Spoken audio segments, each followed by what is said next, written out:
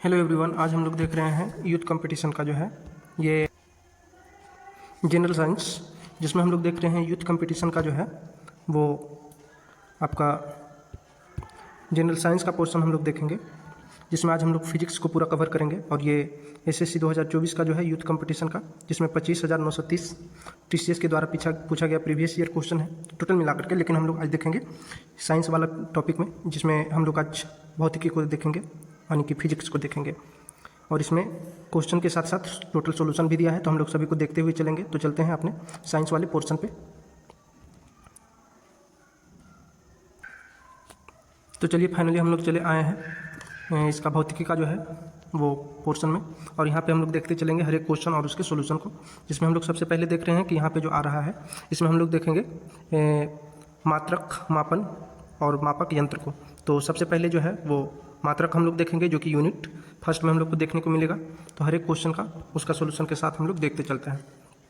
तो पहला क्वेश्चन है जिसमें से कहा गया है कि निम्नलिखित में से किस भौतिक राशि यानी कि फिजिकल क्वांटिटीज की एसआई इकाई वही है जो कार्य यानी कि वर्क की है। अर्थात यहाँ पे वर्क का जो एसआई मात्रक है वही एसआई मात्रक किस भौतिक राशि का है। तो यहाँ पे आंसर हो जाएगा ऑप्शन नंबर डी, जिसमें कहा गया है ऊर्जा। ठीक है, यानी कि कार्य और ऊर्जा का दोनों का एसआई मात्रक एक होता है, सेम होता है। तो यहाँ पे देखिए क्या कहा गया है, लिखा गया है कि जूल अंतर्राष्ट्रीय इकाई प्रणाली के अंतर्गत ऊर्जा या कार्य की एक व्युत्पन्न इकाई है।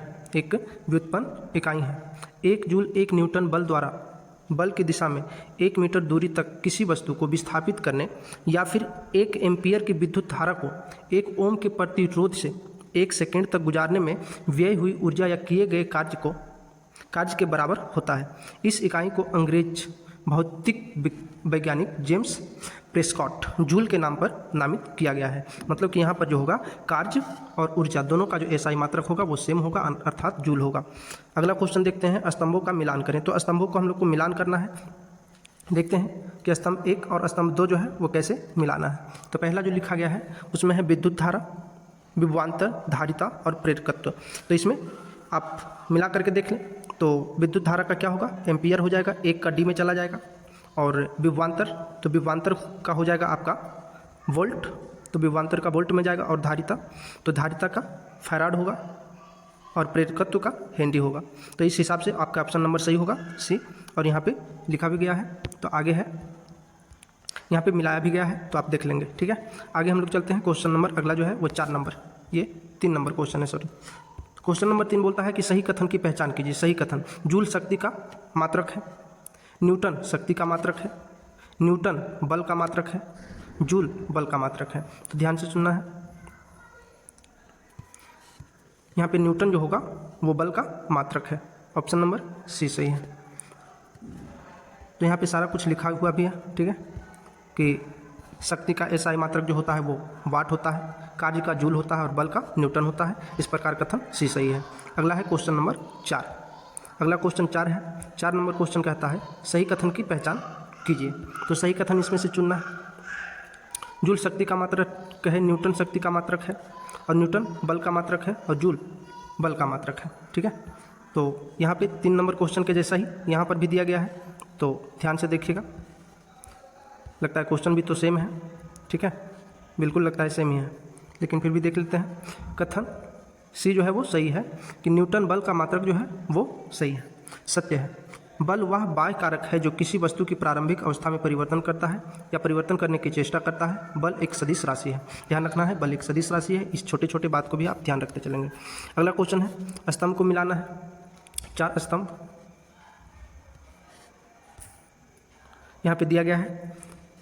एक है विद्युत धारा, यहाँ पे धारा हो जाएगा विद्युत धारा, विभवांतर, धारिता और प्रेरकत्व। तो अभी हम लोग देख रहे थे, ठीक है, तो यहाँ पर भी मिला लेंगे।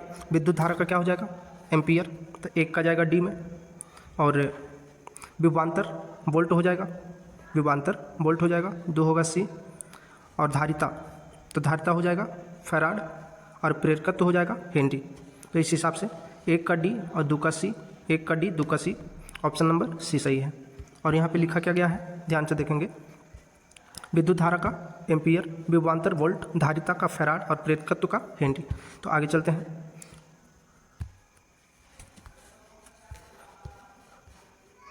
अगला क्वेश्चन है question number 6। CGS centimetre gram second प्रणाली में चुंबकीय तीव्रता का मात्रक है, तो क्या है? तो इसका हो जाएगा ऑस्ट्रेड। CGS centimetre gram second, CGS वही हुआ सेंटीमीटर ग्राम और सेकेंड। प्रणाली में चुंबकीय तीव्रता का मात्रक ऑस्ट्रेड है। चुंबकीय क्षेत्र की तीव्रता का एसआई मात्रक टेस्ला या वेबर पर मीटर स्क्वायर होता है। ध्यान रखना है, चुंबकीय क्षेत्र की तीव्रता का जो होता है एसआई मात्रक वो टेस्ला या वेबर पर मीटर स्क्वायर भी होता है। अगला क्वेश्चन है,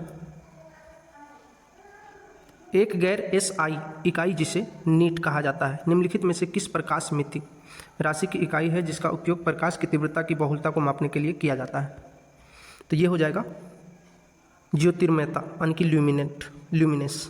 ठीक है, कहता है ज्योतिर्मयता यानी कि ल्यूमिनेंस प्रकाश मिति राशि की इकाई है जिसका उपयोग प्रकाश की तीव्रता की बहुलता को मापने के लिए किया जाता है। मानव नेत्र द्वारा देखे गए प्रकाश के मापन को प्रकाश मिति कहा जाता है। ज्योतिर्मयता यानी ल्यूमिनेंस की एसआई मात्रक कैंडेला पर मीटर स्क्वायर होता है। क्वेश्चन नंबर अगला है 8 नंबर क्वेश्चन।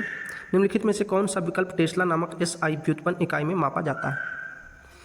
तो ये हो जाएगा चुंबकीय अभिवाह घनत्व यानी कि टेस्ला नामक एसआई व्युत्पन्न इकाई में चुंबकीय अभिवाह घनत्व को मापा जाता है। कुछ अन्य इकाइयाँ जैसे ओम का एसआई में विद्युतीय प्रतिरोध को तथा वेबर एसआई में भी चुंबकीय अभिवाह को मापा जाता है। एक टेस्ला एक वेबर प्रति वर्ग मीटर के बराबर होता है। ध्यान रखना, एक टेस्ला जो होता है एक वेबर प्रति वर्ग मीटर के बराबर होता है। ध्यातव्य है कि टेस्ला द्वारा ही चक्रीय चुंबकत्व क्षेत्र के सिद्धांत की खोज की गई थी तथा इसने ही प्रत्यावर्ती धारा वाले विद्युत मोटर का भी आविष्कार किया था। तो प्रत्यावर्ती धारा वाले विद्युत मोटर का आविष्कार भी टेस्ला ने किया था, तो याद रखना है। अगला क्वेश्चन की तरफ बढ़ते हैं। क्वेश्चन नंबर 9 कहता है, अंतर्राष्ट्रीय इकाई प्रणाली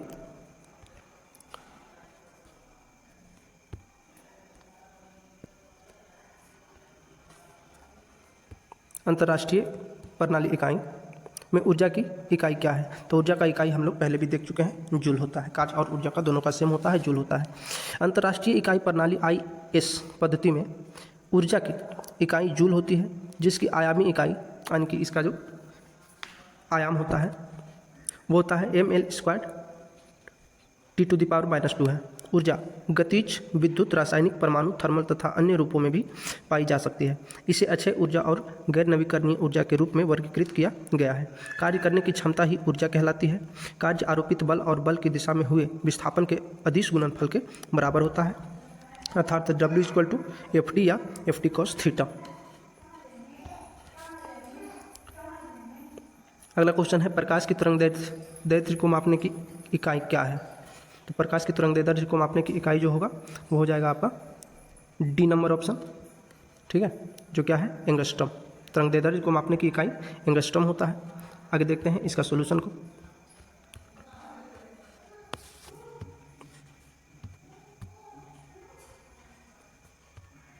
कहता है तरंग दैर्ध्य किसी माध्यम में किसी तरंग के संचरण की दशा में दो क्रमिक शीर्षों या दो क्रमिक गर्तों के बीच की दूरी को उस तरंग की तरंग दैर्ध्य कहलाती है।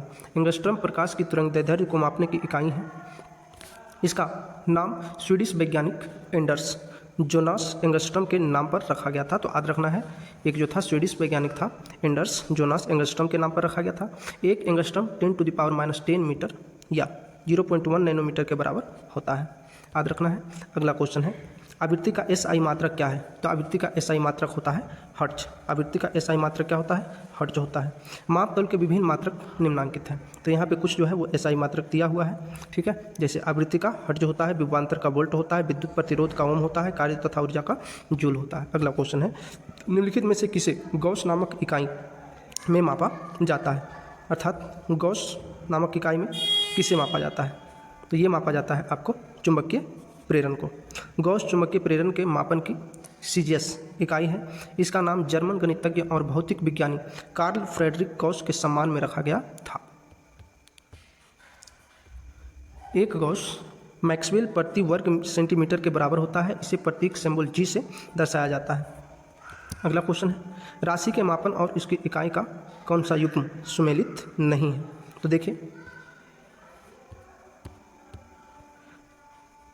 राशि के मापन और उसकी इकाई का कौन सा युग्म सुमेलित नहीं है? दाब का क्या पास्कल होता है? द्रव्यमान किलोग्राम, तापमान केल्विन और वजन घन मीटर। तो यहाँ पे जो है वो पूछ रहा है कि कौन सा सुमेलित नहीं है, तो दाब का पास्कल होता है और द्रव्यमान का किलोग्राम होता है, तापमान का केल्विन भी होता है, लेकिन क्या वजन का घन मीटर होता है? तो ये नहीं होता है। तो ऑप्शन नंबर डी सही है, यानी कि ये सुमेलित नहीं है। और यहाँ पे हम लोग देख लेंगे, ठीक है। तापमान का लिखा है केल्विन, दाब का पास्कल, भार या वजन का न्यूटन, द्रव्यमान का किलोग्राम, समय का सेकंड है, विद्युत प्रवाह का एम्पियर है और लंबाई का मीटर है। अगला देखते हैं, निम्नलिखित में से कौन सा युग्म ऊर्जा की इकाई दर्शाता है? ऊर्जा की इकाई कौन सा दर्शाता है? तो ऊर्जा की इकाई जो दर्शाने वाला होगा वो क्या इलेक्ट्रॉन वोल्ट और प्रकाश वर्ष है, जूल और पास्कल है, वेबर और एम्पियर है, कैलोरी और जूल है। तो यहाँ पे हमसे पूछ क्या रहा है? ऊर्जा की इकाई पूछ रहा है, ठीक है। तो ऊर्जा की इकाई जो होगा वो क्या हो जाएगा? कैलोरी और जूल होगा, क्योंकि ऊर्जा के बारे में बोल रहा है ना। तो यहाँ पे देखें, इसके बारे में हम लोग देख लेते हैं। कहा गया कि कैलोरी और जूल युग्म ऊर्जा की इकाई को दर्शाता है। यदि 4.186 जूल का यांत्रिक कार्य किया जाए तो उत्पन्न उष्मा ऊर्जा की मात्रा 1 कैलोरी होगी। 1 ग्राम जल का ताप 1 डिग्री सेल्सियस बढ़ाने के लिए आवश्यक उष्मा की मात्रा को 1 कैलोरी कहा जाता है। आगे देखते हैं अगला क्वेश्चन। 1820 में खोजी गई कौन सी आधार इकाई प्रति सेकंड 1 कूलॉम विद्युत आवेश को दर्शाती है? तो ये दर्शाती है एम्पियर। ये कौन दर्शाती है? ये दर्शाती है एम्पियर आपका, ठीक है। क्या लिखा गया है इसको देख लेते हैं। लिखा है 1820 में खोजी गई एम्पियर आधार इकाई प्रति सेकंड 1 कूलॉम विद्युत आवेश को दर्शाती है, अर्थात I = Q/T होता है, जिसको हम लोग पहले भी पढ़ चुके हैं। I विद्युत धारा एम्पियर में, अब Q आवेश है कूलॉम तथा T समय सेकंड में। तो आगे बढ़ते हैं। भौतिक मात्रा एंट्रॉपी की इकाई क्या है? अब एंट्रॉपी की इकाई पूछ रहा है, तो एंट्रॉपी की इकाई जूल प्रति केल्विन है, याद रखना है, इंपॉर्टेंट है। एंट्रॉपी की इकाई जूल प्रति केल्विन है। यहाँ पे लिखा ये गया है, भौतिक मात्रा एंट्रॉपी की इकाई जूल प्रति केल्विन है।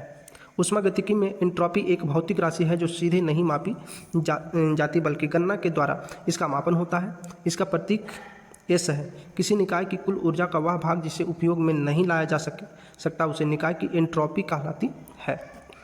अर्थात कुल मिलाकर ये कहा जा रहा है कि किसी भी निकाय का वह अंतिम ऊर्जा जिसका उपयोग ही नहीं किया जा सके वही एंट्रॉपी कहलाती है।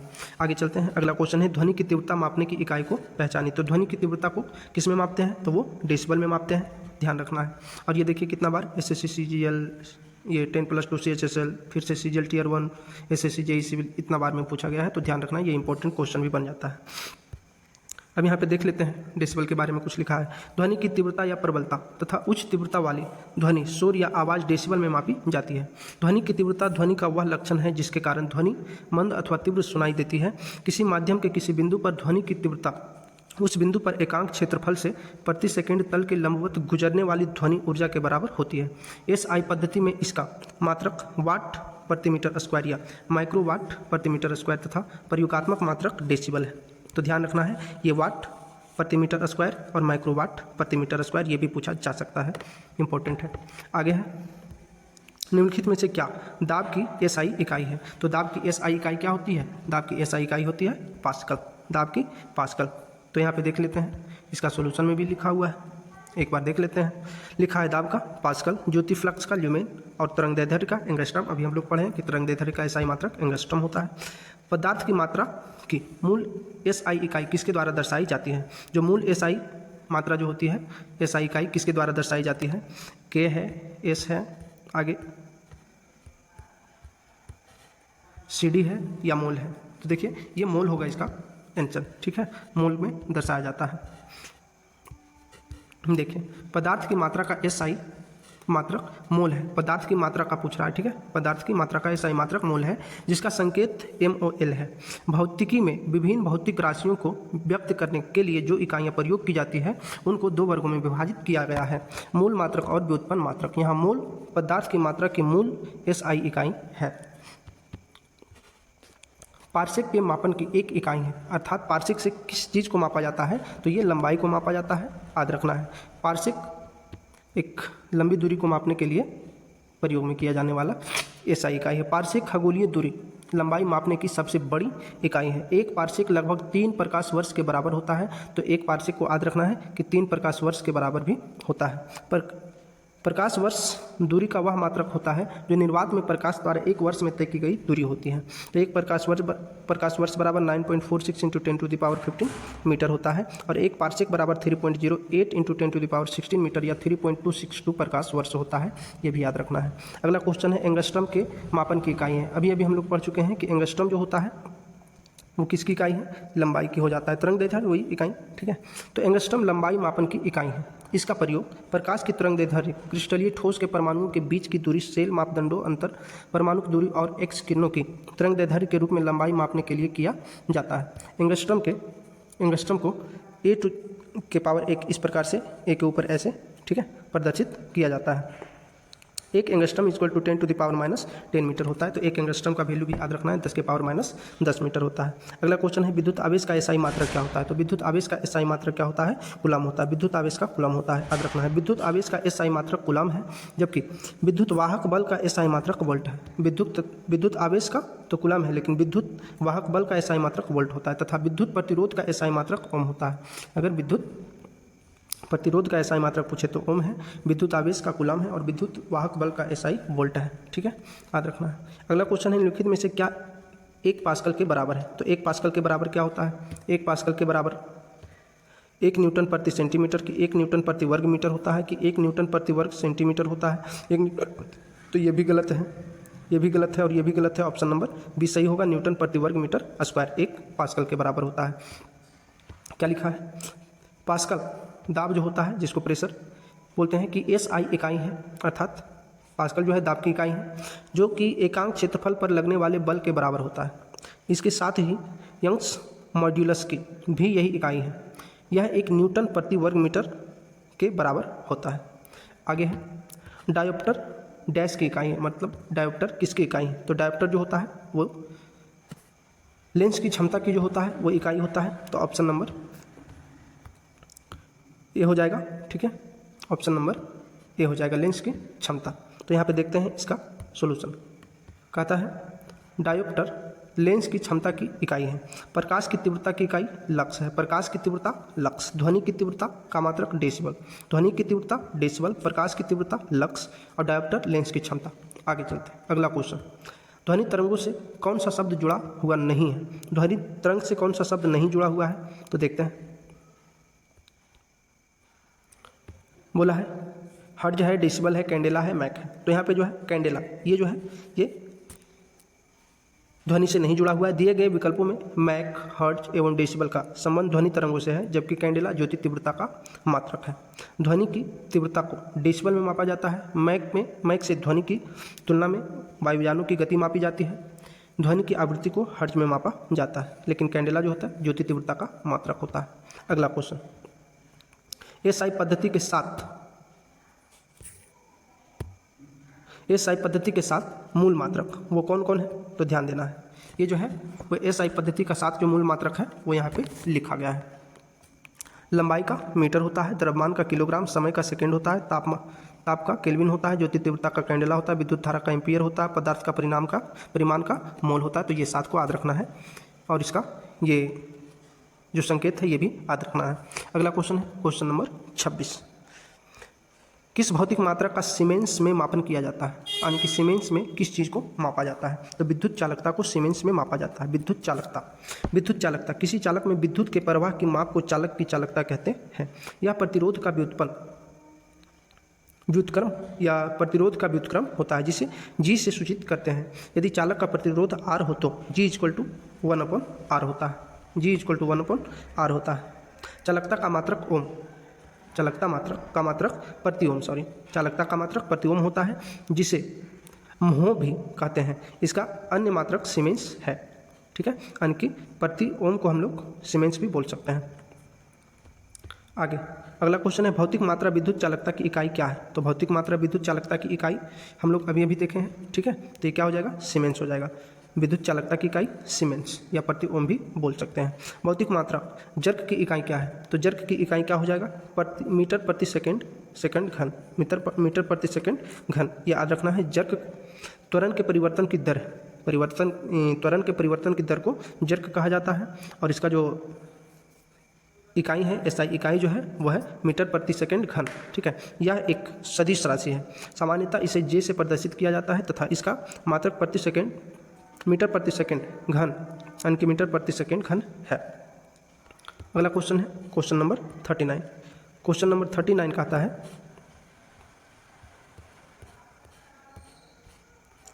क्वेश्चन नंबर 39, भौतिक मात्रा चुंबकीय प्रवाह की इकाई क्या है? तो चुंबकीय प्रवाह की इकाई क्या हो जाएगा? चुंबकीय प्रवाह का इकाई टेस्ला हो जाएगा। क्या चुंबकीय प्रवाह की इकाई टेस्ला, यानी कि ऑप्शन नंबर सी हो जाएगा 29 का। ठीक है, सॉरी बी।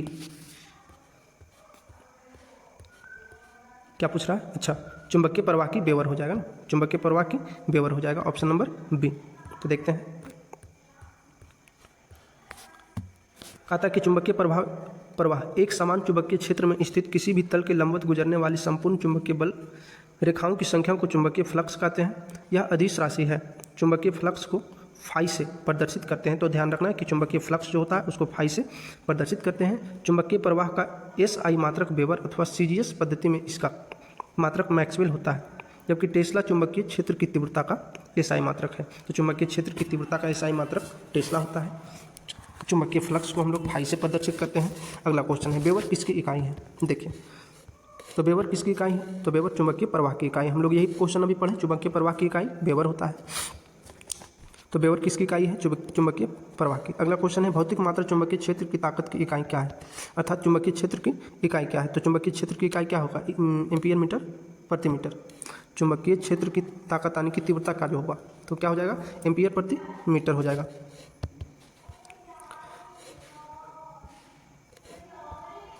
बोलता है कि चुंबक के चारों ओर का वह क्षेत्र जिसमें किसी चुंबक या चुंबकीय पदार्थ पर कोई बल लगता है चुंबकीय क्षेत्र कहलाता है। चुंबक के इस प्रभाव को चुंबकीय क्षेत्र की तीव्रता ताकत से मापा जाता है, जिसे संक्षेप में चुंबकीय क्षेत्र भी कहा जाता है।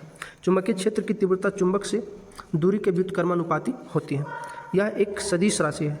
इसकी इकाई एम्पियर प्रति मीटर व वेबर प्रति मीटर स्क्वायर होता है।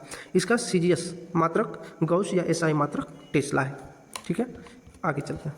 अगला क्वेश्चन है, भौतिक मात्रा प्रेरकत्व की इकाई क्या है? तो प्रेरकत्व की इकाई हम लोग बहुत बार पढ़ चुके हैं, हेनरी होता है प्रेरकत्व की। किसी कुंडली का प्रेरकत्व कुंडली में चुंबकीय फ्लक्स ग्रंथिकाओं की संख्या के बराबर होता है, जबकि कुंडली में एकांक धारा प्रवाहित हो रही हो। इसका एसआई मात्रक हेनरी होता है। अगला क्वेश्चन है, टेस्ला की एक इकाई है। टेस्ला किसकी इकाई है? तो टेस्ला चुंबकीय क्षेत्र की इकाई है। चुंबकीय क्षेत्र अगर बोलेगा तो ध्यान रखना है टेस्ला। चुंबक के चारों ओर का वह क्षेत्र जिसमें चुंबक का प्रभाव का अनुभव किया जाता है चुंबकीय क्षेत्र कहलाता है। चुंबकीय क्षेत्र की दिशा चुंबकीय कंपास सुई से निर्धारित की जाती है।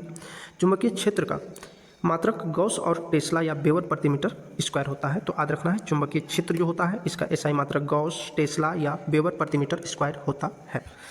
अगला क्वेश्चन, भौतिक मात्रा चुंबकीय प्रवाह घनत्व की इकाई क्या है?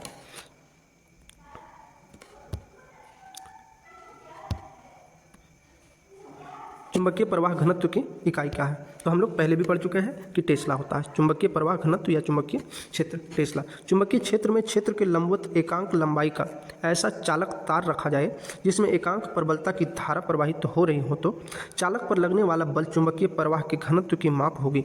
चुंबकीय प्रवाह का घनत्व यानी कि बी इक्वल टू φ/a। इसका मात्रक टेस्ला या वेबर प्रति मीटर स्क्वायर होता है। यह सदिश राशि होती है। तो चुंबकीय क्षेत्र जो होता है वो सदिश राशि होता है, तो ध्यान रखना है। क्वेश्चन अगला हम लोग देखेंगे 34 नंबर तक हो गया है। और आगे हम लोग देखते हैं अगला क्वेश्चन 35 नंबर क्वेश्चन कहता है कि भौतिक मात्रा प्रतिबल की इकाई क्या है? एक भौतिक मात्रा है प्रतिबल, तो प्रतिबल की इकाई क्या है? तो प्रतिबल की इकाई जो होगा वो पास्कल होगा। पास्कल दाब और प्रतिबल की इकाई है, तो याद रखना है दाब बोले या प्रतिबल बोले दोनों का इकाई पास्कल होगा।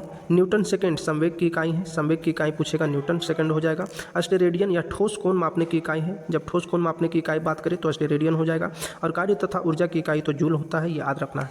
अगला क्वेश्चन कहता है कि भौतिक मात्रा यंग मापांक की इकाई क्या है? यानी कि यंग मापांक की इकाई क्या है ये पूछ रहा है। ठीक है, तो ये हो जाएगा option number D pascal. Young मापांक की इकाई पास्कल हो जाएगा। लघु विकृतियों के लिए अनुदैर्ध्य प्रतिबल और अनुदैर्ध्य विकृति के अनुपात को वस्तु के पदार्थ का यंग प्रत्यास्थता गुणांक y कहते हैं।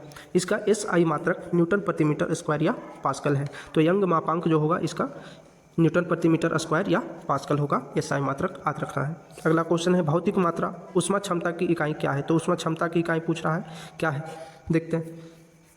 ऊष्मा क्षमता की इकाई हो जाएगा जूल प्रति केल्विन। ऊष्मा क्षमता बोला है किसी पदार्थ के एकांक द्रव्यमान का मापक तापमान 1 डिग्री सेंटीग्रेड बढ़ाने के लिए आवश्यक ऊष्मा की मात्रा को उस पदार्थ की ऊष्मा क्षमता कहते हैं। ऊष्मा क्षमता का मात्रक जूल प्रति केल्विन होता है, जूल प्रति केल्विन होता है। भौतिक मात्रा धारिता कैपेसिटेंस की इकाई क्या है। तो धारिता का जो SI मात्रक हो जाएगा, धारिता की जो इकाई हो जाएगा वो हो जाएगा फैराडे। फैराडे भौतिक मात्रा धारिता कैपेसिटेंस की इकाई फैराडे है। किसी चालक की वैद्युत धारिता उस चालक की वैद्युत आवेश को संग्रहण करने की क्षमता की माप होती है। जब किसी चालक को आवेश Q दिया जाता है तो उसका वैद्युत विभव भी आवेश Q के अनुपात में बढ़ता जाता है, अर्थात Q डायरेक्टली प्रोपोर्शनल होता है V का, ठीक है। इसलिए यहाँ पे Q इक्वल टू जो होगा वो CV होगा, क्योंकि C इक्वल टू होता है Q/V, जहाँ C जो है वो धारिता है। आगे चलते हैं। अगला क्वेश्चन है प्रतिबाधा की इकाई है। प्रतिबाधा की इकाई क्या है। तो प्रतिबाधा की इकाई होगा ओम। प्रतिबाधा जो है प्रतिबाधा की इकाई ओम होगा। किसी परिपथ में वोल्टता आरोपित करने पर उसमें धारा के प्रवाह के विरोध की माप ही प्रतिबाधा यानी कि इम्पेडेंस कहलाती है। इसे जेड से प्रदर्शित करते हैं। संख्यात्मक मान की दृष्टि से किसी परिपथ की प्रतिबाधा उस परिपथ के सिरों के बीच सम्मिश्र वोल्टता तथा सम्मिश्र धारा के अनुपात के बराबर होती है। प्रतिबाधा की इकाई ओम है। प्रतिबाधा की इकाई ओम है। विद्युत प्रतिरोध की इकाई क्या है। तो विद्युत प्रतिरोध की इकाई जो होगा ओम होगा। विद्युत प्रतिरोध पूछ रहा है तो विद्युत प्रतिरोध की इकाई ओम हो जाएगा। यहाँ लिखा है किसी विद्युत चालक का विद्युत प्रतिरोध उस चालक से वैद्युत धारा पास होने की कठिनाई की माप है। ओम प्रतीक यहाँ पे लिखा हुआ है, इस प्रकार से ओम को प्रतीक चिन्ह होता है। विद्युत प्रतिरोध का SI मात्रक है, जिसका नाम जर्मन भौतिक विज्ञानी जॉर्ज साइमन ओम के नाम पर रखा गया है। तो ये जॉर्ज साइमन ओम जो है वो जर्मन का थे, ये भी याद रखना है। प्रतिरोध की छोटी इकाई माइक्रो ओम, मिली ओम तथा बड़ी इकाई किलो ओम तथा मेगा ओम है। अगला क्वेश्चन है क्वेश्चन नंबर 41।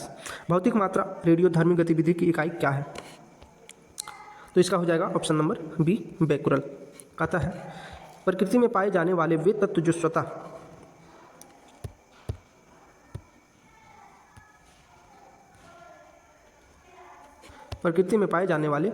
जो स्वतः विखंडित होकर कुछ अदृश्य किरणों जैसे अल्फा बीटा गामा का उत्सर्जन करते रहते हैं रेडियोधर्मी तत्व कहलाते हैं। जैसे थोरियम, प्लूटोनियम, यूरेनियम, रेडियम। जिस दर से रेडियोधर्मी पदार्थ अथवा नमूनों के नाभिकों का क्षय होता है उसे हम उस पदार्थ की सक्रियता दर कहते हैं। इसका SI मात्रक बेकुरल होता है। एक बेकुरल इक्वल टू 1 6/सेकंड। इसके बड़े मात्रक क्यूरी तथा रदरफोर्ड है। एक रदरफोर्ड बराबर 10⁶ विघटन प्रति सेकंड है और 10⁶ बेकुरल भी होता है। एक क्यूरी इक्वल टू 3.7 × 10⁻10 बेकुरल होता है। तो एक क्यूरी का वैल्यू 3.7 × 10⁻10 बेकुरल भी होता है। आगे है भौतिक मात्रा संवेग की इकाई क्या है। तो संवेग की इकाई हम लोग पहले भी पढ़ चुके हैं। संवेग की इकाई न्यूटन सेकंड होता है। संवेग पूछ रहा है, संवेग की इकाई न्यूटन सेकंड होता है। संवेग मोमेंटम। संवेग किसी वस्तु पर बल आरोपित करने की क्षमता की माप है। संवेग परिवर्तन की दर पिंड पर आरोपित बल के बराबर होता है, जो वस्तु के द्रव्यमान तथा वेग के गुणनफल के बराबर होता है। यह वस्तु में वेग के कारण उत्पन्न होता है। इसे अक्षर P से प्रदर्शित करते हैं। यह एक सदिश राशि है तथा इसका मात्रक किलोग्राम मीटर प्रति सेकंड या न्यूटन प्रति सेकंड होता है। याद रखना है संवेग का। अगला क्वेश्चन है भौतिक मात्रा ज्योति की इकाई क्या है। तो ज्योति की इकाई क्या हो जाएगा। तो ये हो जाएगा लक्स। ज्योति की लक्स है। चुंबकीय फ्लक्स वेबर है। प्रेरकत्व हेनरी है। पदार्थ की मात्रा मोल है। याद रखना है। अगला क्वेश्चन है आपेक्षिक घनत्व की इकाई क्या है। तो आपेक्षिक घनत्व की इकाई क्या है। तो आपेक्षिक घनत्व की कोई इकाई ही नहीं होता है, पहली बात, ठीक है। तो ध्यान रखना है कि आपेक्षिक घनत्व की कोई इकाई ही नहीं होता है। आपेक्षिक घनत्व की कोई इकाई नहीं होती है क्योंकि किसी पदार्थ का आपेक्षिक घनत्व या विशिष्ट गुरुत्व उसके घनत्व को किसी संदर्भ पदार्थ के घनत्व से भाग देने से प्राप्त होता है। प्रायः दूसरे पदार्थों का घनत्व जल के घनत्व के सापेक्ष व्यक्त किया जाता है। उदाहरण के लिए बर्फ का आपेक्षिक घनत्व 0.91 है, जिसका अर्थ है कि बर्फ का घनत्व पानी के घनत्व का 0.91 गुना है। पदार्थ का अपेक्षिक घनत्व निम्नलिखित सूत्र द्वारा व्यक्त किया जाता है। पदार्थ का अपेक्षिक घनत्व इक्वल टू पदार्थ का घनत्व अपन जल का घनत्व। तो पदार्थ का अपेक्षिक घनत्व अगर निकालना हो तो उसके लिए पदार्थ का जो होगा वो घनत्व और बटा में जल का घनत्व अगर लिखते हैं और भाग देते हैं तो वो निकलेगा अपेक्षिक घनत्व उस पदार्थ का। अगला क्वेश्चन को हम लोग देखते हैं। कहता है कि निम्नलिखित में से कौन सी दूरी की एक इकाई नहीं है। तो दूरी की एक इकाई कौन सी नहीं है, तो लॉन्ग सेक नहीं है। बाकी प्रकाश वर्ष दूरी का है, खगोलीय इकाई दूरी का है, पारसेक भी दूरी का है। लॉन्ग सेक दूरी की इकाई नहीं है। प्रकाश वर्ष निर्वात में प्रकाश वर्ष द्वारा एक वर्ष में चली गई दूरी है जो 9.46 × 10⁻⁻⁴ 15 मीटर के बराबर होती है। खगोलीय इकाई सूर्य और पृथ्वी के बीच की माध्य दूरी को कहते हैं। पार्शिक दूरी मापने के लिए सबसे बड़ी इकाई है। एक पार्शिक बराबर 3.08 × 10⁻16 मीटर होता है। अगला क्वेश्चन है किस भौतिक मात्रक की इकाई पास्कल नहीं है। तो पास्कल किसका मात्रक नहीं है, तो हम लोग जानते हैं क्या कि दाब जो होता है उसका मात्रक होता है, तनाव का भी होगा और यंग मापांक ये भी होगा। तो यहाँ पे पास्कल जड़त्व का जो है वो इकाई नहीं है। ठीक है, पास्कल दबाव, प्रतिबल, यंग प्रत्यास्था गुणांक की इकाई है। यह मात्रक लंबवत बल की प्रति इकाई क्षेत्रफल के बराबर या 1 न्यूटन प्रति वर्ग मीटर या जूल प्रति घन मीटर होता है, जबकि जड़त्व आघूर्ण का एसआई मात्रक किलोग्राम वर्ग मीटर है। याद रखना है। अगला क्वेश्चन है लंबाई की एसआई इकाइयों की अंतर्राष्ट्रीय प्रणाली इकाई है। तो लंबाई की एसआई इकाई क्या हो जाएगा, तो लंबाई की जो होगा वो मीटर होगा। लंबाई का क्या हो जाएगा, एसआई मात्रक मीटर हो जाएगा। यहाँ पे कुछ लिखा हुआ है, कुछ भौतिक राशि और उसका एसआई मात्रक, तो यहाँ पे हम लोग देख लेंगे। लंबाई का मीटर होगा, द्रव्यमान का किलोग्राम, समय का सेकंड होगा, ताप का केल्विन होगा, विद्युत धारा का एम्पियर, ज्योति तीव्रता का कैंडला और पदार्थ की मात्रा का मोल होता है। हम लोग इसको पहले भी देख चुके हैं। समय की एसआई इकाई क्या है, तो समय की एसआई इकाई जो होगा वो क्या होगा, सेकेंड होगा। ध्यान रखना है, इसका व्याख्या जो है वो ऊपर में दिया गया था। द्रव्यमान की एसआई इकाई क्या है, तो द्रव्यमान की एसआई इकाई क्या होगा, किलोग्राम हो जाएगा, और हम लोग ऊपर में इसका भी देख चुके हैं। तो आगे देखते हैं। अगला क्वेश्चन, निम्नलिखित में से कौन सी इकाई ऊष्मागतिक तापक्रम का मूल एसआई मात्रक है। ऊष्मागतिकी तापक्रम का, ठीक है, कौन हो जाएगा, केल्विन हो जाएगा। ऊष्मागतिक तापक्रम का पूछ रहा है तो ये केल्विन ही होगा। ठीक है, यहाँ पे हम लोग कुछ देख लेते हैं। भौतिक राशि और उसके मात्रक लिखे गए हैं। तापक्रम का केल्विन होगा, ज्योति तीव्रता का कैंडेला होगा, और पदार्थ की मात्रा मोल होगा, लंबाई का मीटर होगा। ठीक है, और इस प्रकार से हम लोग इधर चलते हैं अगले क्वेश्चन पे।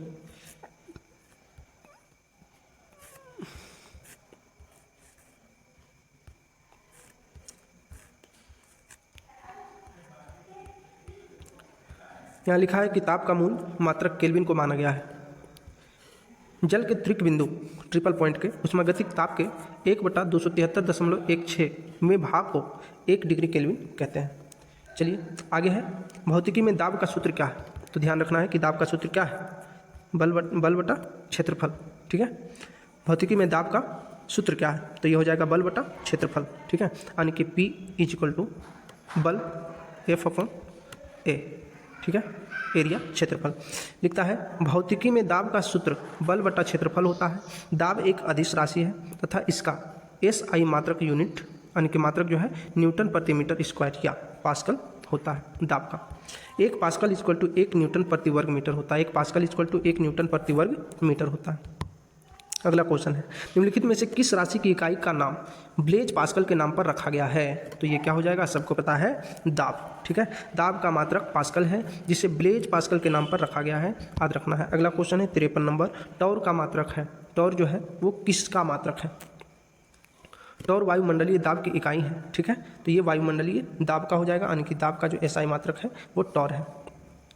पृथ्वी की सतह के एकांक क्षेत्रफल पर वायुमंडल की सभी परतों द्वारा लगाया गया दबाव बल ही वायुमंडलीय दाब कहलाता है। वायुमंडलीय दाब पारे के 760 mm ऊंचाई के भार के बराबर होता है। एक वायुमंडलीय दाब बराबर 1.01325 × 10⁵ पास्कल के बराबर होता है। एक बार बराबर 1 × 10⁵ पास्कल के बराबर होता है। एक वायुमंडलीय दाब 1.01325 बार के बराबर होता है और एक वायुमंडलीय दाब 760 टॉर के बराबर होता है। जबकि बल का एसआई मात्रक न्यूटन तथा ऊर्जा का एसआई मात्रक जूल एवं सामर्थ्य अथवा शक्ति का एसआई मात्रक वाट है। आगे अगला क्वेश्चन है 54 नंबर, निम्न में से कौन सा मात्रक वही मात्रा मापता है जो एसआई इकाई पास्कल द्वारा मापी जाती है। ठीक है, तो यहाँ पे हो जाएगा ऑप्शन टॉर। अभी हम लोग पढ़े भी हैं। पास्कल दाब की एसआई इकाई है, यानी कि दाब की एसआई इकाई पास्कल भी होता है और टॉर भी कह सकते हैं। 1 पास्कल इक्वल टू 1 न्यूटन प्रति मीटर स्क्वायर। टॉर भी दाब की इकाई है। एक टॉर इक्वल टू 133.325 पास्कल। अगला क्वेश्चन, निम्नलिखित में से किस राशि के लिए समय की इकाई भाजक डिनोमिनेटर में 2 बार दिखाई देती है? ये त्वरण में हो जाएगा, ठीक है, ये हो जाएगा त्वरण में। कैसे होगा देखते हैं। त्वरण का मात्रक मीटर प्रति सेकंड स्क्वायर है। वेग का यहाँ पे लिखा है मीटर प्रति सेकंड है। गति का मीटर प्रति सेकंड, विस्थापन का मात्रक मीटर है, तो यहाँ पे मीटर प्रति सेकंड स्क्वायर है। ये सेकंड 2 बार होगा, अतः त्वरण के लिए समय की इकाई भाजक में 2 बार है, ठीक है। भाजक का बात कर रहा है कि 2 बार है, ठीक है, तो वो समय जो है वो स्क्वायर में है चूंकि, इसलिए वो 2 बार आएगा।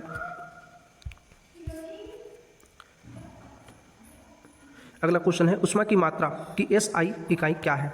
तो ऊर्जा की मात्रा का SI इकाई जो होगा वो जूल हो जाएगा। कहता है ऊष्मा की मात्रा की SI इकाई जूल है। चुंबकीय फ्लक्स की SI इकाई वेबर है। प्रेरकत्व की SI इकाई हेनरी है और धारिता की SI इकाई फैराड है। तो यहाँ तक कि हम लोग देखें जो पहला यूनिट था मात्रक, ठीक है, और आगे हम लोग देखेंगे मापन को। तो मापन को भी देख लेते हैं। एटीएम और बार के बीच क्या संबंध है? तो एटीएम और बार के बीच संबंध जो है वो आपको याद रखना है। क्या है? एक एटीएम बराबर 1.013 बार। एक एटीएम बराबर 1.013 बार के बराबर होता है। यहाँ पे लिखा हुआ है कि एटीएम और बार दोनों ही दाब मापन की इकाइयाँ हैं जो कि एकांक क्षेत्रफल पर लगने वाले बल के बराबर होता है, तथा एक एटीएम बराबर 1.013 बार होता है। दाब बराबर आरोपित बल बटा क्षेत्रफल होता है। दाब के अन्य मात्रक न्यूटन प्रति मीटर स्क्वायर या पास्कल या टॉर भी है। 1 पाउंड इक्वल टू कितना औंस होता है? तो याद रखना है कि 1 पाउंड बराबर होता है 16 औंस। 1 पाउंड बराबर 16 औंस होते हैं, ये ध्यान रखना है। 1 पाउंड में 16 औंस होते हैं, ये याद रखना है। आगे है मोहस पैमाने का प्रयोग किस लिए किया जाता है? मोहस पैमाने का प्रयोग किस लिए किया जाता है?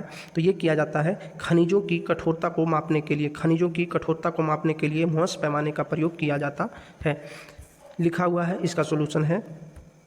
व्याख्या में लिखा है कि मोहस पैमाने का प्रयोग खनिज पदार्थों की कठोरता मापने के लिए किया जाता है। इसको सर्वप्रथम 1812 में जर्मनी के भूवैज्ञानिक फ्रेडरिच मोहस ने बनाया।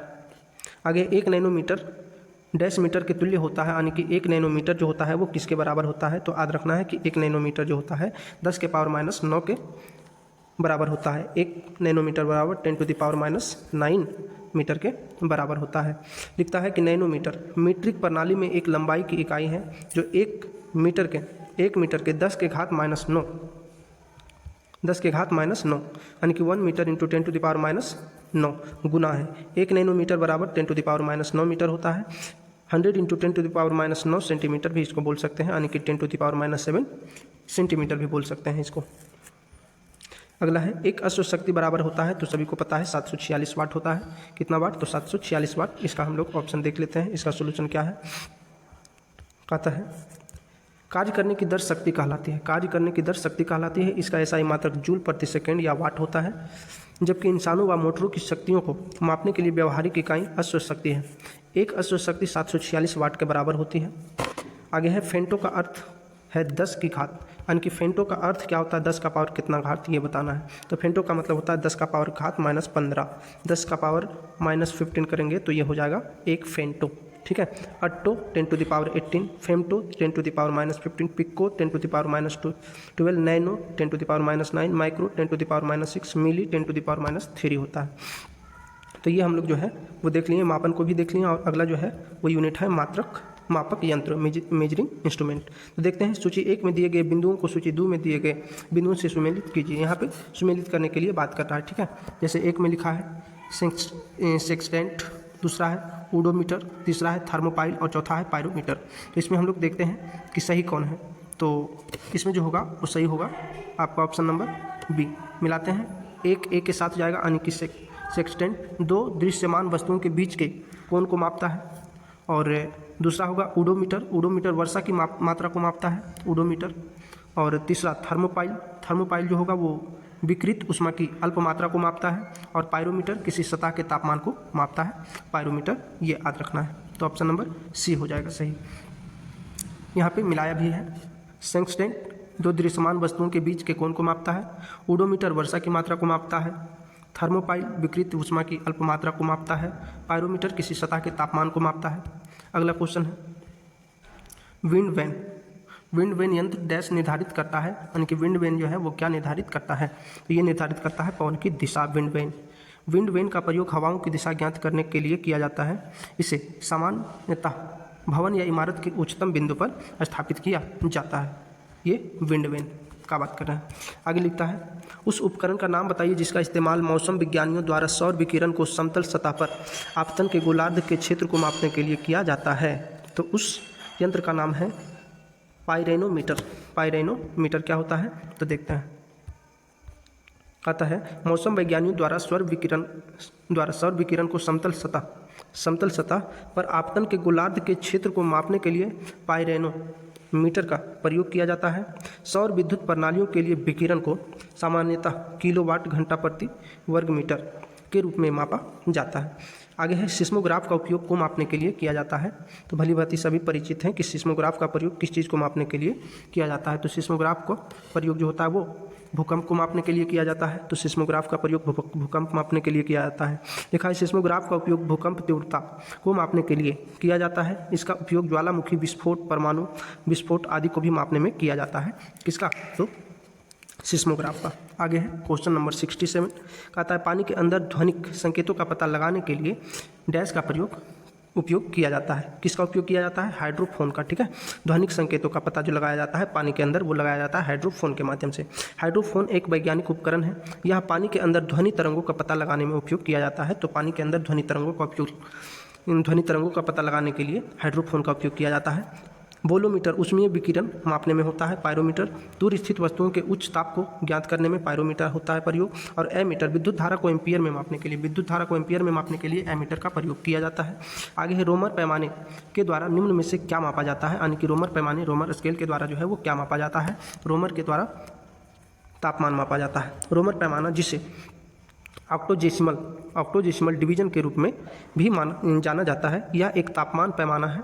इस पैमाने में पानी के हिमांक और गलनांक और क्वथनांक में क्रमशः 0 और 80 डिग्री के रूप में परिभाषित किया गया है। अगला है निम्नलिखित में से किस उपकरण का उपयोग विद्युत प्रवाह के मापन के लिए किया जाता है, चाहे वह दिष्ट धारा हो या प्रत्यावर्ती धारा हो। ठीक है, तो ये क्या हो जाएगा, ये हो जाएगा एमीटर। ठीक है, ये क्या होगा एमीटर हो जाएगा। तो ध्यान रखना है कि इसका जो आंसर होगा वो आपका हो जाएगा ऑप्शन नंबर सी। इसका व्याख्या देखते हैं। व्याख्या में लिखा है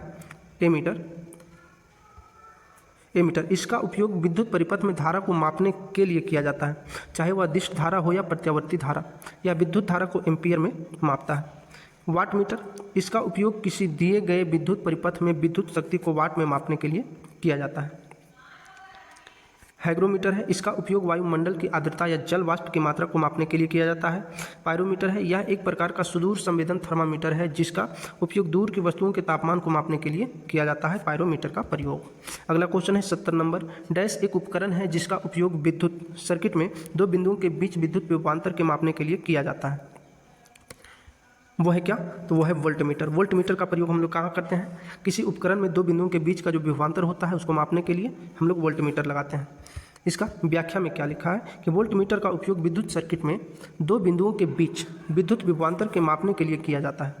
इसका आविष्कार 1819 में, यानी कि विद्युत विभवांतर जो होता है, ठीक है, ये वोल्टमीटर जो होता है, वोल्टमीटर का आविष्कार जो है 1819 में हैंस क्रिश्चियन ऑस्टर्ड ने किया। ए मीटर का उपयोग किसी परिपथ में विद्युत धारा मापने में किया जाता है। गैल्वेनोमीटर धारा मापी का प्रयोग विद्युत परिपथ में विद्युत धारा की उपस्थिति का पता लगाने के लिए किया जाता है, जबकि वोल्टमीटर का प्रयोग ऊष्मा तथा विद्युत चुम्बकीय विकिरण मापने के लिए किया जाता है। अगला क्वेश्चन है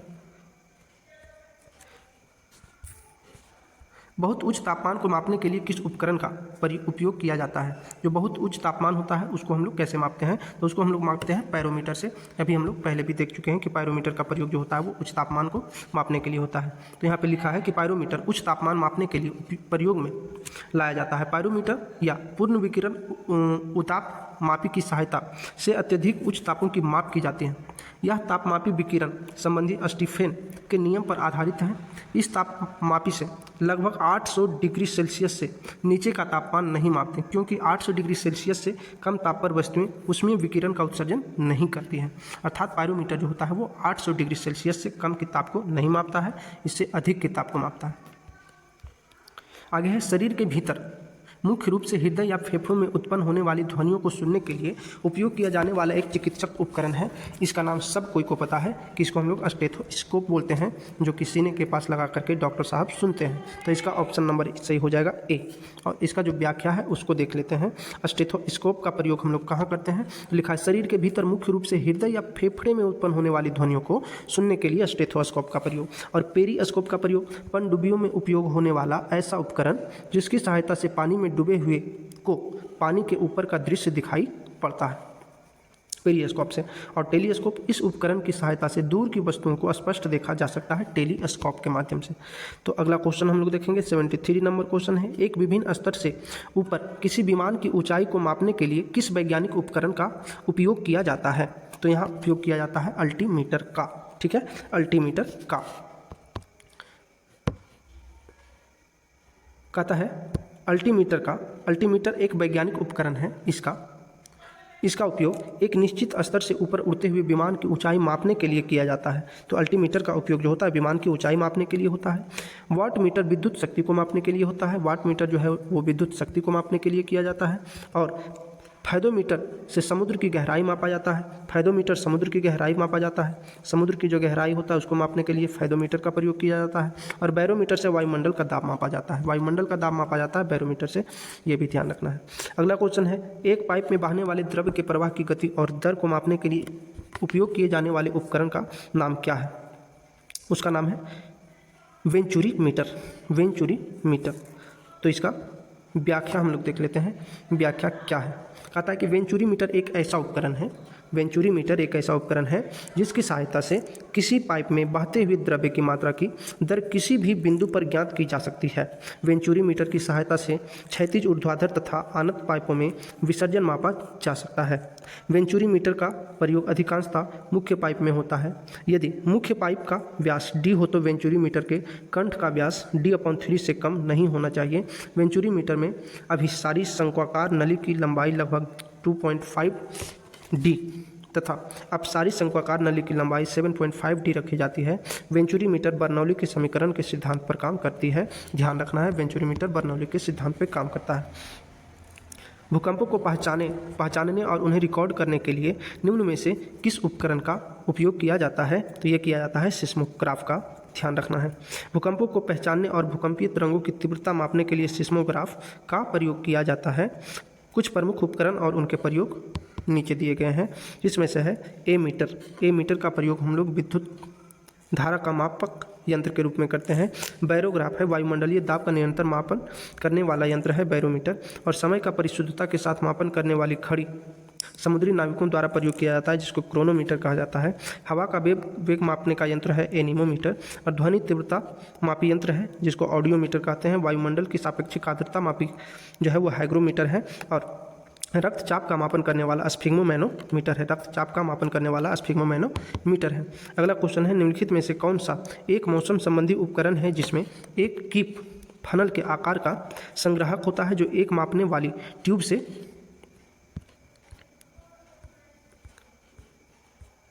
जुड़ा होता है तथा इसका उपयोग एक निश्चित समय में प्रति इकाई क्षेत्र में वर्षा के मापन के लिए किया जाता है? तो ये है आपका मानक वर्षा गेज।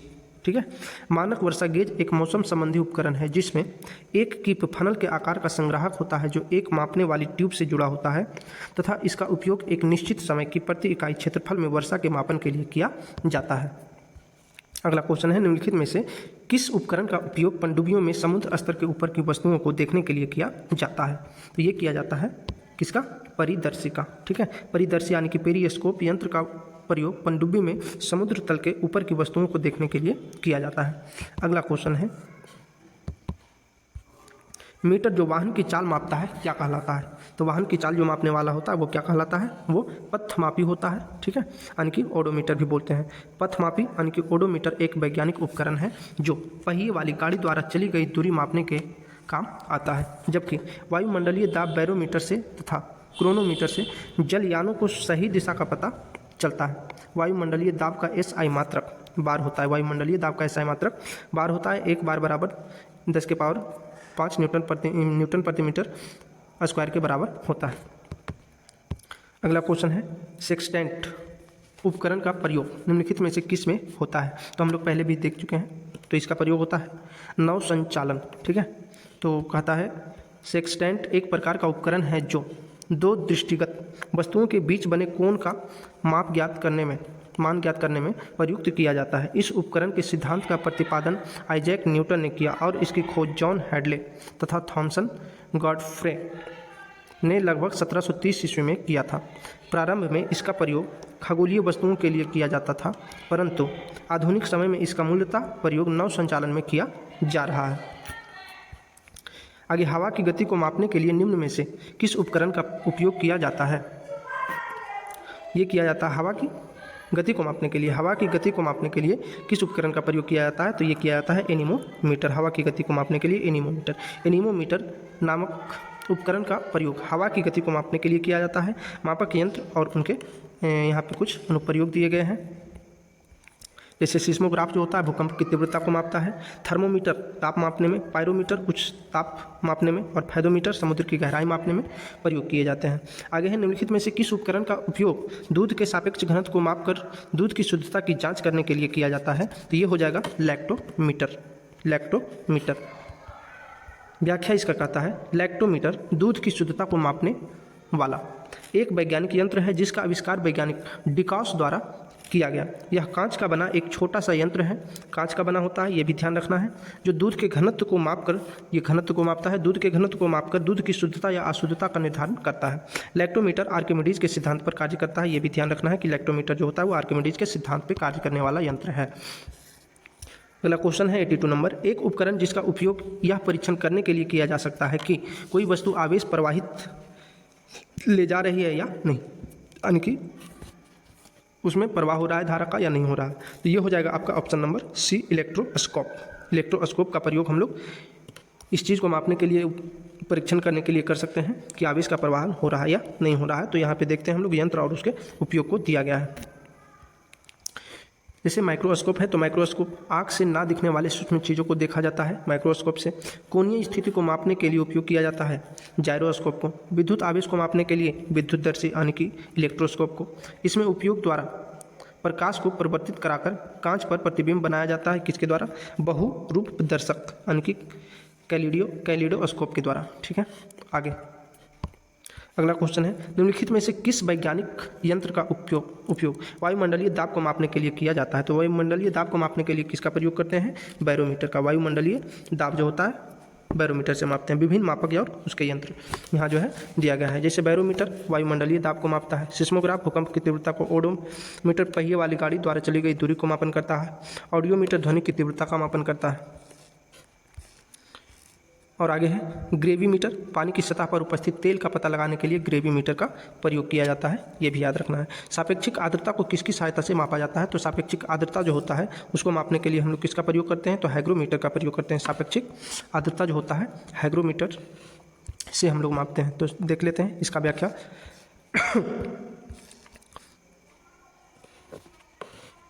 लिखा है वायुमंडलीय वायु की सापेक्षिक आर्द्रता मापने के लिए हाइग्रोमीटर, एक्टिनोमीटर, सूर्य किरणों की तीव्रता का निर्धारण करने हेतु एक्टिनोमीटर का प्रयोग, एरोमीटर वायु तथा गैसों के भार तथा घनत्व मापने के लिए एरोमीटर, बैरोमीटर वायुमंडलीय दाब मापने के लिए, टेंसियोमीटर मृदा की नमी मापने के लिए टेंसियोमीटर का प्रयोग किया जाता है। अगला है मानक स्रोत के संदर्भ में अज्ञात स्रोत द्वारा उत्पादित प्रकाश की तीव्रता को मापने के लिए किस उपकरण का उपयोग किया जाता है? तो ऑप्शन नंबर सी होगा फोटोमीटर। मानक स्रोत के संदर्भ में अज्ञात स्रोत द्वारा उत्पादित प्रकाश की तीव्रता को मापने के लिए फोटोमीटर नामक उपकरण का उपयोग किया जाता है। फोटोमीटर एक वैज्ञानिक उपकरण है। इसका आविष्कार एडवर्ड चार्ल्स पिकरिंग द्वारा किया गया था।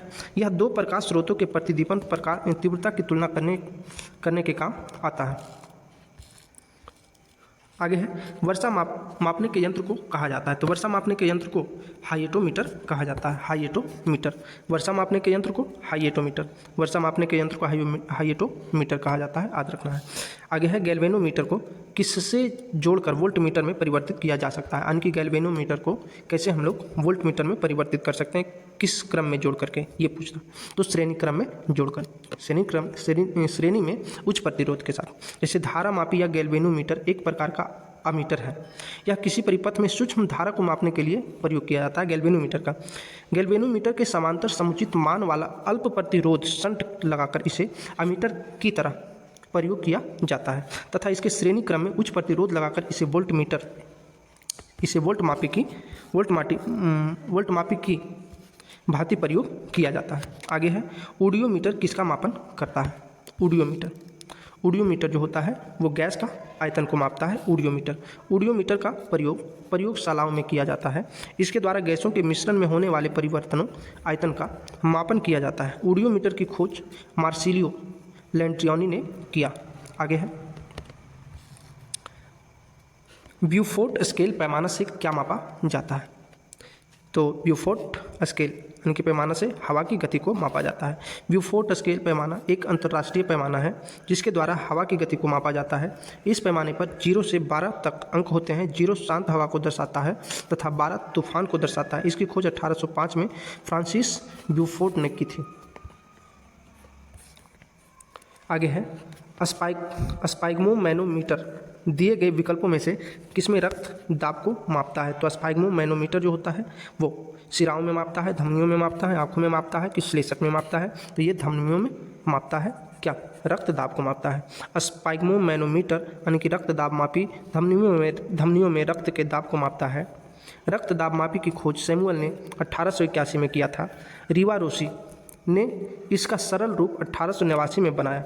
रक्त दाब मापी में पारा भरा रहता है जो रक्त दाब को प्रदर्शित करता है।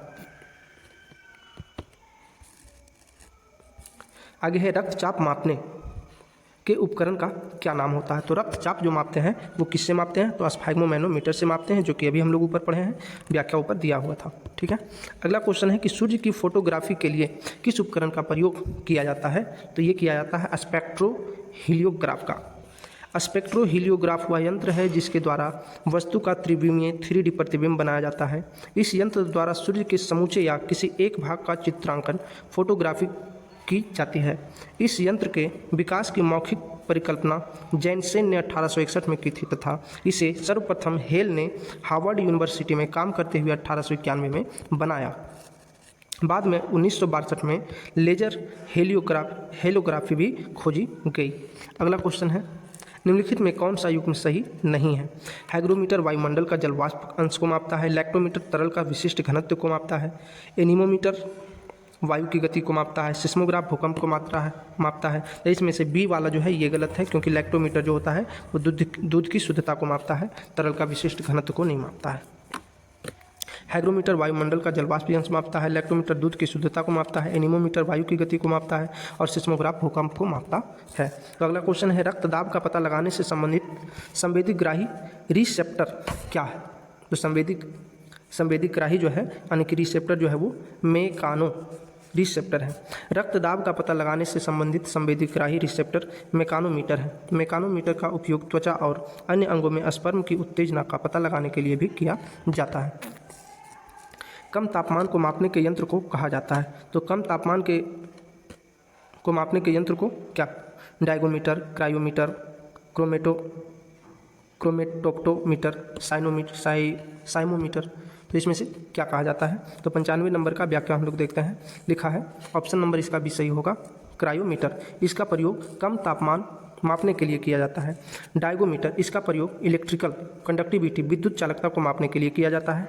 क्रोमेटोप्टोमीटर, इसका प्रयोग कलर परसेप्शन यानी कि वर्ण विभेद भावी मापने के लिए किया जाता है। और साइमोमीटर, इसका प्रयोग वेव मोशन यानी कि तरंग गति मापने के लिए किया जाता है साइमोमीटर का। अगला है क्वेश्चन नंबर 96। दिए गए काम को मापने के यंत्र को कहा जाता है। काम के यंत्र को दिए गए काम को मापने के यंत्र को क्या कहा जाता है? तो ये अर्गोमीटर कहा जाता है। अर्गोमीटर किए गए कार्य को मापने के लिए अर्गोमीटर का प्रयोग किया जाता है। आगे है ऑडियोमीटर, गैसों के आयतन मापने का यंत्र है जिसको ऑडियोमीटर कहते हैं। एनीमोमीटर, यह बहते हुए वायु की गति व शक्ति मापने का यंत्र है जिसको एनीमोमीटर कहते हैं। और यह वर्षा को मापता है कौन? हाइएटोमीटर वर्षा को मापने का यंत्र है। अगला क्वेश्चन है विकिरण के सभी प्रकारों अल्फा, बीटा और गामा का पता लगाने और उनकी माप के लिए प्रयोग किया जाने वाला उपकरण क्या है? तो यह है गीगर काउंटर से सभी प्रकार के विकिरण को पता लगाया जाता है, अल्फा, बीटा एवं गामा प्रकार के। गीगर मूल काउंटर आयनित विकिरण के सभी प्रकारों जैसे अल्फा कण, बीटा कण तथा गामा कण का पता लगाने में प्रयुक्त एक उपकरण है। क्वेश्चन नंबर अगला है 98। महासागर की गहराई को मापने के लिए किस उपकरण का उपयोग किया जाता है? तो महासागर की गहराई को मापने के लिए हम लोग किसका प्रयोग करते हैं? फायदोमीटर का। तो महासागर की गहराई मापने के लिए फायदोमीटर का उपयोग किया जाता है। यह यंत्र जल में होकर जाने वाली ध्वनि तरंगों के वेग का उपयोग गहराई मापने या डूबी हुई वस्तुओं का पता लगाने में करता है। कौन? फायदोमीटर। आकाश या समुद्र की नीलिमा को मापने के यंत्र को डैश कहा जाता है। तो आकाश की जो नीलिमा होता है उसको मापने के यंत्र को साइनोमीटर कहा जाता है। साइनोमीटर यानी कि सियान और मीटर, नीलिमा यानी कि ब्लूनेस को मापने के लिए एक उपकरण है। विशेष रूप से नीले आकाश तथा समुद्र के नीले रंग की तीव्रता का मापन इसके द्वारा किया जाता है। आगे है बैरोमीटर या वायु दाब मापी एक यंत्र होता है जिसके द्वारा वायुमंडलीय दबाव को मापा जाता है, याद रखना है। आगे है समय को मापने के यंत्र को कहा जाता है। तो समय को मापने के यंत्र को में भी क्रोनोमीटर ये हो सकता है। ऑप्शन नंबर डी सही है, ये क्रोनोमीटर होता है। ठीक है, तो ध्यान रखना है। व्याख्या में क्या लिखा है? क्रोनोमीटर एक वैज्ञानिक उपकरण है। यह उपकरण जलयानों पर लगा होता है। इससे सही समय का पता लगता है। आगे है ड्यूरोमीटर का उपयोग शोर को मापने के लिए किया जाता है। और एनीमोमीटर वायु की शक्ति और गति मापने का यंत्र है एनीमोमीटर। आगे है बैरोमीटर की रीडिंग में अचानक गिरावट का तात्पर्य है। अचानक से अगर गिर रहा है बैरोमीटर का रीडिंग तो इसका मतलब है कि वो आंधी तूफान आने वाला है। तो वायु में भार होता है और इसी कारण पृथ्वी के ऊपर विस्तृत वायुमंडल हमारे ऊपर निरंतर चतुर्दिश दबाव डालता है। इसी दाब को संतुलित करने और इसे नापने के लिए टॉरिसोली नामक वैज्ञानिक ने वायु दाब मापी बैरोमीटर का आविष्कार किया। इसकी सहायता से मौसम से संबंधित पूर्वानुमान भी लगाया जाता है। बैरोमीटर का पाठ्यांक जब एकाएक नीचे गिरता है तो तूफान और वर्षा की संकेत मिलता है, एवं जब धीरे धीरे ऊपर चढ़ता है तो दिन साफ रहने की संभावना होती है। अगला क्वेश्चन है प्रकाश की तीव्रता को मापने के यंत्र को कहा जाता है। तो प्रकाश की तीव्रता को किससे मापते हैं? वो हम लोग मापते हैं ल्यूसीमीटर से। ठीक है, प्रकाश की तीव्रता को प्राय ल्यूसीमीटर से मापा जाता है, प्रकाश की तीव्रता को। आगे है विशिष्ट गुरुत्व को मापने के लिए इस्तेमाल किए जाने वाले साधन को कहा जाता है। तो हम लोग विशिष्ट गुरुत्व को किससे मापते हैं? तो ये एरोमीटर से मापते हैं विशिष्ट गुरुत्व को। किसी वस्तु का विशिष्ट गुरुत्व उसके घनत्व को किसी संदर्भ पदार्थ के घनत्व से भाग देने पर प्राप्त होता है। वायु एवं गैसों के विशिष्ट गुरुत्व को मापने के लिए एरोमीटर का प्रयोग किया जाता है। आगे है हम दूध का विशिष्ट गुरुत्व कैसे मापेंगे? तो दूध का गुरुत्व विशिष्ट कैसे मापेंगे? हाइग्रोमीटर का प्रयोग करेंगे। किसका? हाइड्रोमीटर का। दूध का विशिष्ट गुरुत्व हम लोग हाइड्रोमीटर का उपयोग करके मापेंगे। तो इसका व्याख्या देखते हैं। व्याख्या है कि दूध का विशिष्ट गुरुत्व मापने के लिए हाइड्रोमीटर का उपयोग करते हैं। इसे द्रव घनत्व मापी भी कहते हैं। हाइड्रोमीटर इस सिद्धांत पर आधारित है कि द्रव में अंशतः डूबे हुए और संतुलित पिंड का भार उतने द्रव के भार के बराबर है जो पिंड का डूबा हुआ भाग विस्थापित करता है। अगला क्वेश्चन है विद्युत परिपथ में धारा का पता लगाने के लिए निम्न में से किस यंत्र का प्रयोग किया जाता है? तो विद्युत परिपथ में धारा का पता लगाने के लिए हम लोग किसका प्रयोग करते हैं? गैल्वेनोमीटर का। धारा का पता लगाने के लिए गैल्वेनोमीटर। व्याख्या है सोनोमीटर इसका उपयोग सुनने के संवेदनशीलता मापने के लिए किया जाता है। ठीक है, सुनने की संवेदनशीलता को मापने के लिए सोनोमीटर। और मैनोमीटर इस उपकरण का उपयोग गैसों के दाब मापने के लिए किया जाता है, मैनोमीटर का प्रयोग। और आगे है गैल्वेनोमीटर, इसका उपयोग विद्युत परिपथ में धारा का पता लगाने के लिए करते हैं। और अगला क्वेश्चन 106 नंबर क्वेश्चन है प्रतिरोध को मापने के लिए निम्नलिखित में से किस यंत्र का उपयोग किया जाता है? तो हम लोग विद्युत प्रतिरोध को मापने के लिए किसका प्रयोग करते हैं? ओम मीटर का प्रयोग करते हैं विद्युत प्रतिरोध को मापने के लिए। यहाँ पे कुछ यंत्र और उसका मापन भी दिया गया है। आमीटर विद्युत धारा को मापता है, ओम मीटर विद्युत प्रतिरोध को, वोल्ट मीटर विभवांतर को और लैक्टोमीटर दूध की शुद्धता को। तो याद रखना है, आमीटर विद्युत धारा, ओम मीटर विद्युत प्रतिरोध, वोल्ट मीटर विभवांतर और लैक्टोमीटर दूध की शुद्धता को मापता है।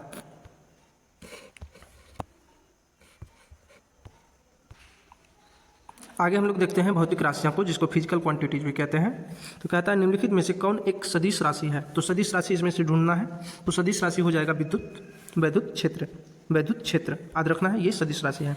इलेक्ट्रिक फील्ड यानी कि वैद्युत क्षेत्र सदिश राशि है, तथा वैद्युत आवेश, विद्युतीय फ्लक्स, विद्युत धारा, ये सभी अदिश राशियां हैं। तो इसमें हमसे पूछा है सदिश राशि, सदिश हो जाएगा विद्युत क्षेत्र। बाकी विद्युत आवेश है, फ्लक्स है, धारा, ये सब के सब अदिश होगा। अगला क्वेश्चन है, निम्नलिखित में से कौन सी भौतिक राशि व्यंजक चाप अपन त्रिज्या के लिए है? तो चाप अपन त्रिज्या के लिए क्या हो जाएगा? समतल कोण। तो याद रखना है, भौतिक राशि समतल कोण व्यंजक चाप अपन त्रिज्या के लिए है।